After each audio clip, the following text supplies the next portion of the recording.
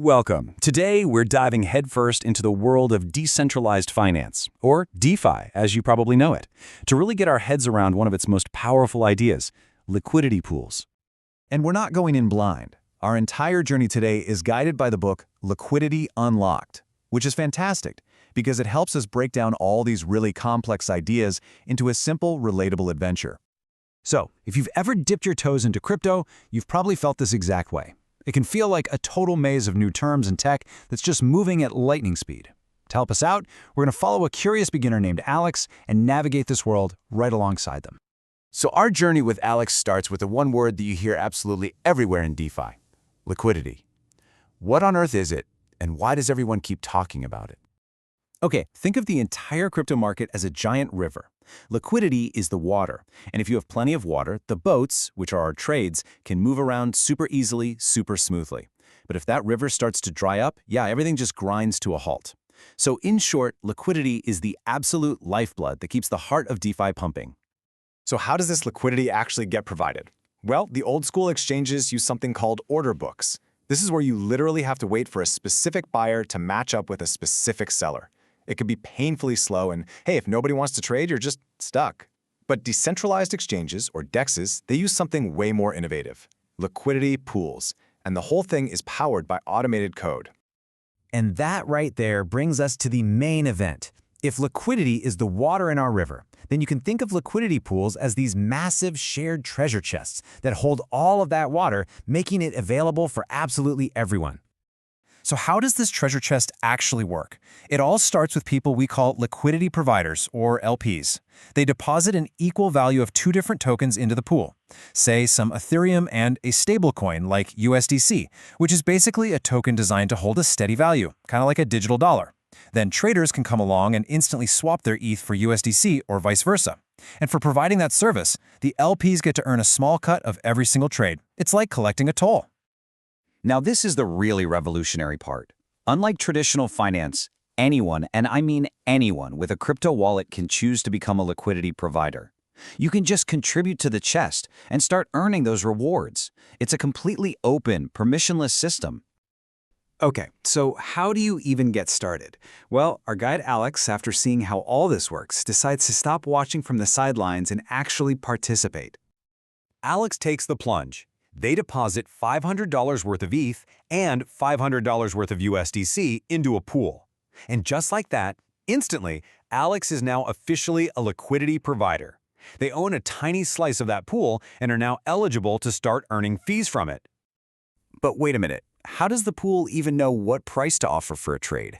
It uses something called an automated market maker, or AMM. You can just think of this as the magic behind the curtain. It's a smart contract, a piece of code that uses a simple math formula to automatically set the price based on how many of each token are in the pool. So if a bunch of people buy ETH, the AMM automatically raises its price. It's a really elegant, self-balancing system. Just as Alex is getting really excited about this, a digital guide named Lumi pops up with a little word of caution. It sounds a bit scary, I'll admit, but it is the single most important risk you have to understand before you even think about diving in.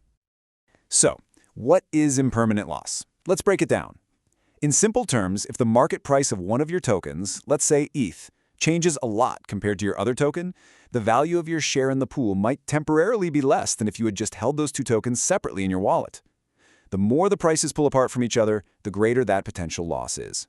But, and this is key, the word is impermanent. It's not a permanent loss. It can go away if prices move back. And honestly, a lot of the time the trading fees you earn are more than enough to cancel it out. Understanding that risk is so important because providing liquidity, well, it isn't a passive set it and forget it kind of thing. It's really about navigating the currents, choosing the right path for you and knowing what to watch out for. And as you can see, not all pools are created equal.